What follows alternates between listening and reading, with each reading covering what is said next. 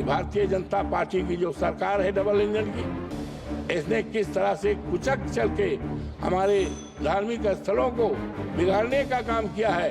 हम बहुत ही आभारी हैं माननीय सुप्रीम कोर्ट के।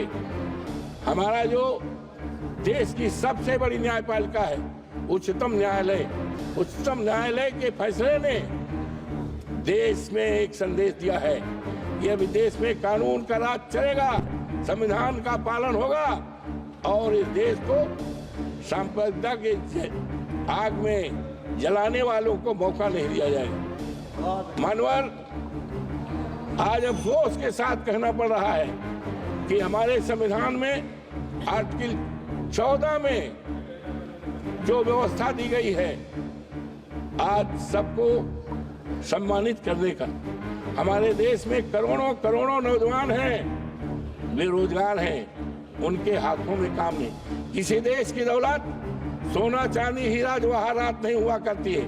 देश की दौलत हमारे देश के युवा हैं, हमारे देश के इंसान हैं। लेकिन आज बेरोजगारी के नाम पर आज क्या हो रहा है, वो अपनी बड़ी बड़ी डेयरियां जलाने की सोच रहे हैं, आत्महत्या करने की सोच रहे हैं। ये क्या हो रहा है?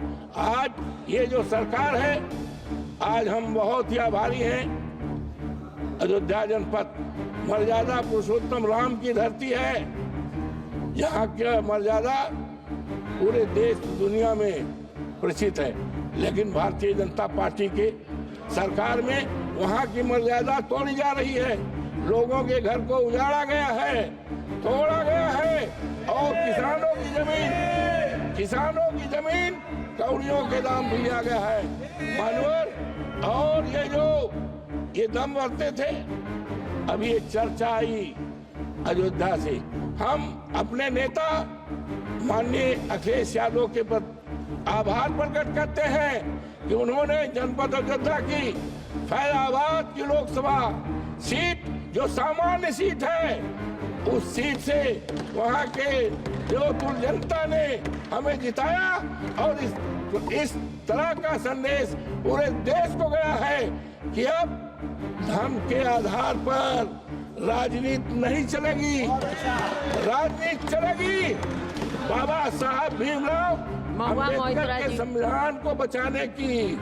अब राजनीति चलेगी इस देश में जातीय जनगणना कराने की, राजनीति चलेगी इस देश में महंगाई दूर करने की, राजनीति चलेगी इस देश में खत्म हो गया नौजवानों को सरकारी नौकरी देने की, और ये राजनीति चलेगी। लेकिन ये कहाँ को देश ले जाना चाहते हैं? मानवर, आज हम बहुत ही आभारी हैं। हो गया बस दो समाप्त नहीं हो गया।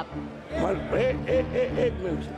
तो आज हम संकल्प करते हैं, वैसे तो Bharatiya Janata party double engine की सरकार ने संविधान को बदलने का काम किया था।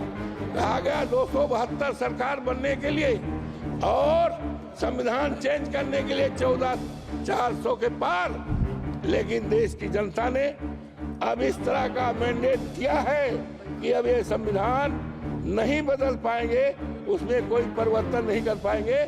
और हम सभी संकल्प करते हैं बाबा साहब भीमराव अम्बेडकर के चरणों को प्रणाम करते हुए और संकल्प करते हैं पूरे देश की सम्मानित जनता को आश्वस्त करते हैं यहाँ के कि बाबा साहब भीमराव अम्बेडकर का जो संविधान है इस देश के दलितों के लिए, इस देश के पिछड़ों के लिए, इस देश के अल्पसंख्यकों के लिए और इस देश के तमाम कमजोर लोगों के लिए जो सम्मान दिया है 14 अनुच्छेद 14 में रहेगा।